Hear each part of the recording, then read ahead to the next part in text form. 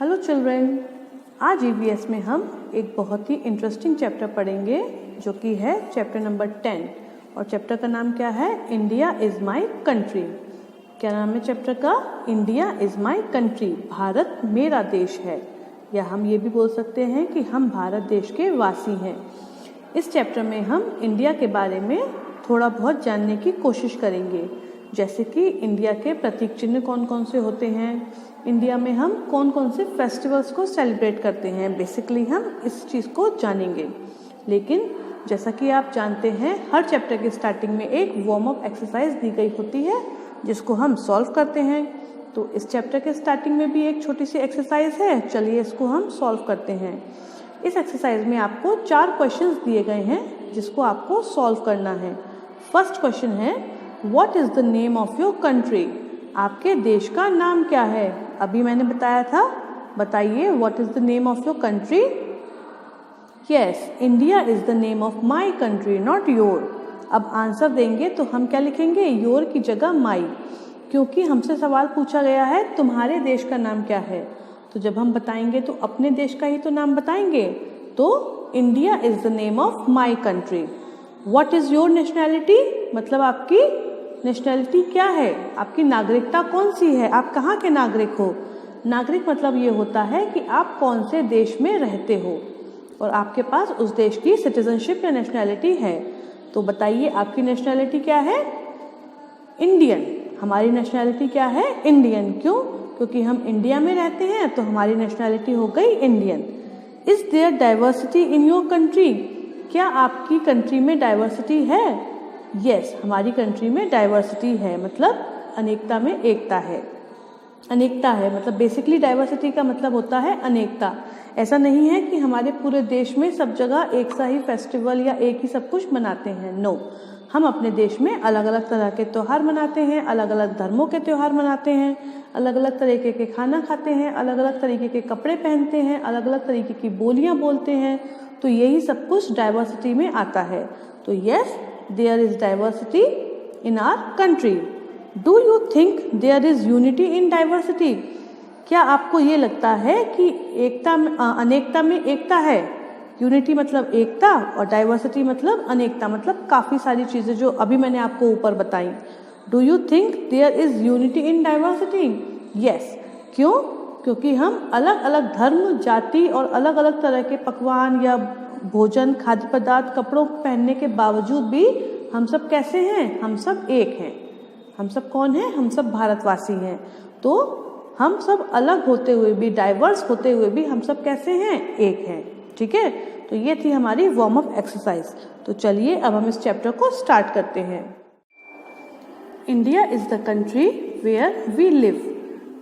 हम लोग भारत में रहते हैं, या हम ये भी बोल सकते हैं भारत वह देश है जहाँ पर हम लोग रहते हैं। तो इसका मतलब क्या है? हमारे देश का नाम क्या है? अभी हमने ऊपर भी देखा था, Bharat. The capital of our country is New Delhi. हमारे देश की राजधानी, कैपिटल मतलब क्या होता है? राजधानी। तो हमारे देश की राजधानी क्या है? न्यू दिल्ली, यानी कि नई Delhi. Many different languages are spoken in India. Bharat में अलग अलग तरह की कई भाषाएं बोली जाती हैं। भारत को हमने अभी पढ़ा था कि इंडिया जो है वो डाइवर्स कंट्री है। इंडिया में काफ़ी सारी डाइवर्सिटी है। तो डाइवर्सिटी कई चीज़ों से आती है। एक आती है भाषा से, एक आती है धर्म से, भोजन से भी आती है, कपड़े पहनने के तरीक़ों से आती है, रिलीजन से आती है, जाति से आती है। तो ये सब जो चीज़ें हैं वो इंडिया को डाइवर्स कंट्री बनाते हैं। तो भारत में कई तरीके की भाषाएँ बोली जाती हैं। द मेन लैंग्वेजेस आर, जो मुख्य भाषाएं हैं भारत की वो कौन कौन सी हैं? हिंदी। सबसे पहले कौन सी आती है? हिंदी। फिर बंगाली, तेलुगु, मराठी, तमिल एंड उर्दू। ये सारी जो भाषाएं हैं ये भारत में सबसे ज़्यादा बोली जाती हैं, या हम ये भी बोल सकते हैं कि ये भारत की मेन लैंग्वेजेस हैं। The people of India celebrate different festivals and follow different religions. Bharat के जो लोग हैं, मतलब कि जो भारतवासी हैं, वे अलग अलग तरीके के त्योहारों को मनाते हैं। अब जितने तरीके के धर्म होंगे उतने ही तरीके के त्यौहार भी मनाए जाएंगे, और धार्मिक त्योहारों के अलावा भी और भी काफ़ी सारे त्यौहार भारत में मनाए जाते हैं। और भारतवासी अलग अलग तरीके के धर्मों का भी पालन करते हैं। जैसा कि मैंने बताया था, जितने धर्म उतने त्योहार। तो जब कई सारे धर्म होते हैं, इसीलिए भारत में कई सारे त्योहार भी मनाए जाते हैं। नेशनल सिंबल मतलब राष्ट्र प्रतीक चिन्ह। इस टॉपिक में हम देखेंगे कि भारत में कौन कौन से प्रतीक चिन्ह चलन में है या भारत के कौन कौन से प्रतीक चिन्ह माने जाते हैं। All countries have national symbol. सभी देशों के अपने अलग अलग राष्ट्र प्रतीक चिन्ह होते हैं जो उस देश का प्रतिनिधित्व करते हैं। जैसे कि हमारे देश का जो अशोक स्तंभ है, वो जहाँ पर लगा होगा उसका ये प्रतीक होता है कि वो जगह या वो चीज़ भारत को बिलोंग करती है। National symbols of India are. Bharat के कुछ राष्ट्र प्रतीक चिन्ह हैं। India's national flag is a tricolour with saffron, white and green. ये आपको भारत का झंडा दिखाई दे रहा है। ये 3 रंगों में होता है, ये तो आपको पता ही है। सैफरन मतलब केसरिया, व्हाइट सफ़ेद और ग्रीन हरा।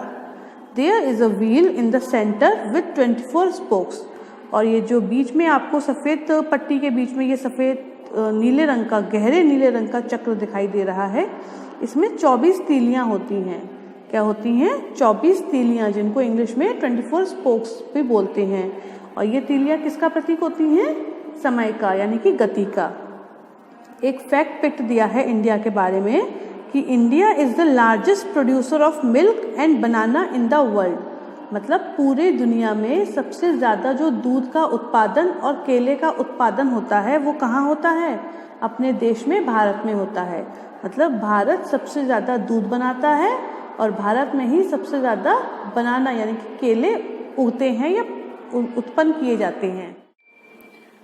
The national flower of India is lotus. Bharat का जो राष्ट्रीय फूल है वो कौन सा है? लोटस मतलब कमल का। ये देखिए, ये है कमल का फूल जो कि भारत का राष्ट्रीय फूल माना जाता है। India's national bird is peacock. और जो भारत का राष्ट्रीय पक्षी माना जाता है वो है पीकॉक मतलब कि मोर। ये आपको मोर का फोटो दिखाई दे रहा है, थोड़ा सा कार्टूनिश है, नो प्रॉब्लम, बट पीकॉक्स तो आपने देखे ही होंगे। तो जो राष्ट्रीय पक्षी है वो कौन है? Peacock. India's national animal is tiger. और जो भारत का राष्ट्रीय पशु है वो है टाइगर यानी कि बाघ। ये आपको टाइगर दिखाई दे रहा है, ये है भारत का राष्ट्रीय पशु। आवर नेशनल एंथम इज जन गण मन। आपको पता है ना हमारा राष्ट्रीय गान कौन सा है? Jana Gana Mana. We sing national anthem on important national days. और राष्ट्रीय गान का हम कब गाते हैं? जब भी कभी हमारे महत्वपूर्ण राष्ट्रीय दिवस जो होते हैं उन पर हम राष्ट्रगान गाते हैं इम्पॉर्टेंट नेशनल डेज में। आपको एक बात पता है, जो राष्ट्रगान है जन गण मन वो रविंद्रनाथ ठाकुर ने लिखा था। जानते हैं ना रविंद्रनाथ ठाकुर? चलिए, national emblem depicts 4 lion standing back to back. और जो नेशनल एम्बलम होता है उसमें 4 शेर, ये आपको पिक्चर दिखाई दे रही है, इसमें 4 शेर आपस में एक के पीछे एक खड़े हुए दिखाई देते हैं। हिंदी में इसको बोलते हैं अशोक स्तंभ और इंग्लिश में बोलते हैं लायन कैपिटल ऑफ अशोका। क्या बोलते हैं? हिंदी में बोलते हैं अशोक स्तंभ और इंग्लिश में बोलते हैं lion capital of Ashoka. India is mainly an agricultural country and employs 50% of the population. Bharat जो है वो मुख्य रूप से कृषि प्रधान देश है। कृषि प्रधान देश का मतलब क्या है? यहाँ पर ज़्यादातर जो है वो लोग खेती बाड़ी करते हैं, अनाज उगाते हैं अलग अलग तरीके का। इसीलिए भारत में तकरीबन 50% की जो जनसंख्या है वो किस में है? वो है कृषि क्षेत्र में। इसीलिए भारत को एग्रीकल्चरल कंट्री कहा जाता है। क्यों? क्योंकि यहाँ पर ज़्यादातर जो लोग होते हैं वो कृषि में इन्वॉल्व होते हैं, मतलब एग्रीकल्चर में इन्वॉल्व होते हैं और वो किसी न किसी तरीके की खेती करते हैं। India has 29 states and 7 union territories. India में 29 स्टेट्स मतलब 29 राज्य हैं और 7 यूनियन टेरिटरीज मतलब 7 केंद्र शासित राज्य हैं। स्टेट जो होते हैं उनकी अपनी अलग गवर्नमेंट होती है जो कि होती है स्टेट गवर्नमेंट, लेकिन जो यूनियन टेरिटरीज होती हैं इनको हिंदी में हम केंद्र शासित राज्य बोलते हैं। क्यों? क्योंकि इनकी जो देख रेख होती है, यहाँ पर जो काम किया जाता है वो केंद्र के द्वारा किया जाता है, यूनियन गवर्नमेंट के यानी कि सेंट्रल गवर्नमेंट के द्वारा। तो तो स्टेट में स्टेट गवर्नमेंट होती है और यूनियन टेरिटरी में सेंट्रल गवर्नमेंट होती है। इसके बारे में आप थोड़ा बड़े होंगे तब पढ़ेंगे। Festivals of India. आपको पता है भारत में कई तरीके के त्यौहार मनाए जाते हैं, इसीलिए भारत को त्योहारों का देश भी कहा जाता है। तो चलिए देखते हैं कि भारत में कौन कौन से त्यौहार मनाए जाते हैं। India is a land of festival and fair. Bharat जो है वो त्योहारों और मेलों का देश कहा जाता है। फेस्टिवल मतलब होता है त्योहार और फेयर मतलब होते हैं मेला, जो लगते हैं ना मेले, आपने देखे होंगे अपने स्कूल में भी बाल दिवस का मेला लगता है। तो इंडिया में भी कई तरीके के त्योहार और मेले लगते हैं। There are 3 kinds of festivals celebrated. Bharat में हम बेसिकली 3 तरीके के त्यौहार मनाते हैं। 3 त्यौहार नहीं मनाते, 3 तरीके के, मतलब त्योहारों को 3 टाइप्स में कैटेगराइज किया गया है। पहला है रिलीजियस, जो कि धर्म के अनुसार मनाते हैं। दूसरा है नेशनल, राष्ट्रीय त्यौहार। और थर्ड है हार्वेस्ट फेस्टिवल। ये मतलब होता है जब हम फसलों की कटाई करते हैं, किसान जो होते हैं फसलों की जब कटाई करते हैं उस समय पर वे लोग त्यौहार मनाते हैं। तो अलग अलग क्षेत्रों में अलग अलग हार्वेस्ट फेस्टिवल सेलिब्रेट करते हैं। तो हम पहले कुछ रिलीजियस फेस्टिवल्स को देखेंगे। क्या देखेंगे? सबसे पहले हम जो धर्म से रिलेटेड हमारे त्यौहार होते हैं, होली, दिवाली, ईद होता है, क्रिसमस होता है, गुरु पूरब होता है, ये सारे फेस्टिवल्स कौन से हैं? ये सारे फेस्टिवल रिलीजियस हैं, क्योंकि ये सारे धर्म से रिलेटेड फेस्टिवल्स हैं। तो चलिए पहले हम इन फेस्टिवल्स को देखते हैं, बाद में हम नेशनल और हार्वेस्ट फेस्टिवल्स को भी समझेंगे। रिलीजियस फेस्टिवल मतलब धार्मिक त्यौहार। India is a land of many religion. मैंने अभी भी बताया था आपको कि भारत जो है वो कई धर्मों का देश कहा जाता है। भारत में काफ़ी सारे तरीके के धर्म जो होते हैं, हिंदू, मुस्लिम, सिख, ईसाई, इन चारों जो मेन धर्म हैं, इनके अलावा भी काफ़ी सारे धर्मों के लोग भारत में रहते हैं। People of all religions have special days which they celebrate as festival. और जो सभी धर्मों के लोग होते हैं उनके अपने अलग विशेष दिन होते हैं जिनको वो त्योहारों के रूप में मनाते हैं। मतलब हर धर्म का एक विशेष दिन होता है जिसको वो अलग अलग त्योहारों के रूप में मनाते हैं। फर्स्ट हमारा जो फेस्टिवल है वो है Holi. Holi is the festival of colours. आपको पता ही है जो होली है वो क्या है? वो रंगों का त्यौहार कहा जाता है। पीपल प्ले विद गुलाल एंड कलर्ड वाटर। आपको ये भी पता है कि होली पर लोग जो होते हैं वो गुलाल और कलर वाले पानी से खेलते हैं।